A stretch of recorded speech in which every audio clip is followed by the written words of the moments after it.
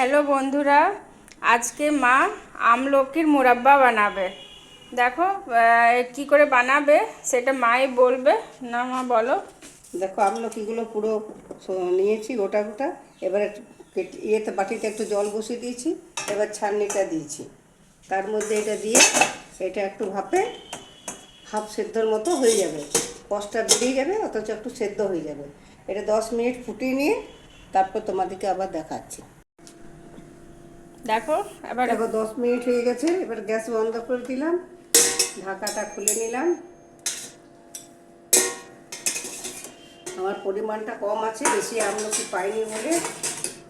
এই দেখো এবার উপরে প্লেটে নিয়ে নিই।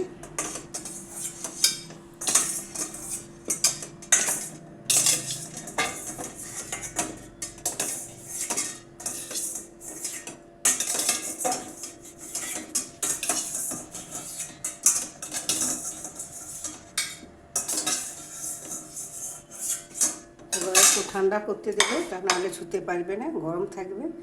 তারপর এটাকে আমি দেখাচ্ছি আরও একটু ঠান্ডা হোক।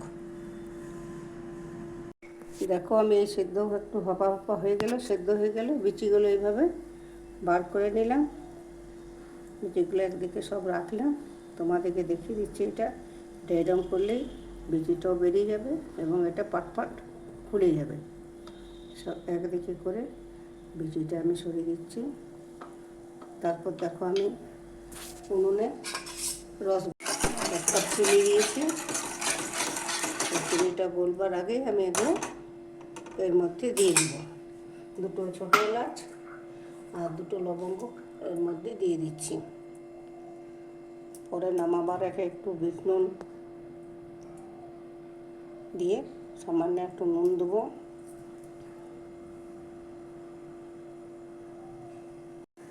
এই রসটার মধ্যে আমি এগুলো আমলকিগুলো সব দিয়ে দিলাম।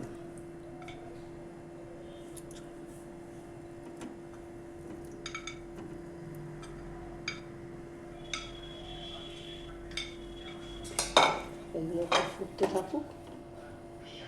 দাঁড়া, একটা মিক্স করে দিয়েছি।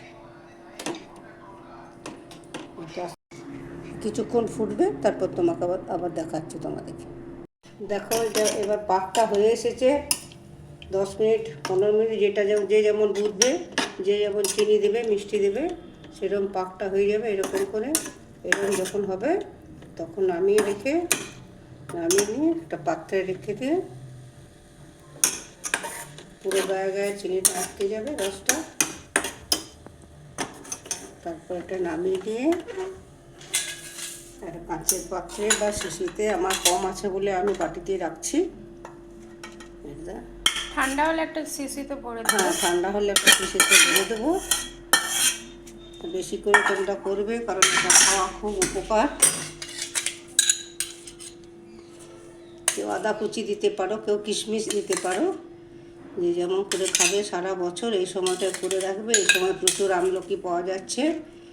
আমি এইভাবে আমি অনেকে অনেক রকম করে বানাই, তোমরা বানিয়ে দেখো, ভালো লাগবে।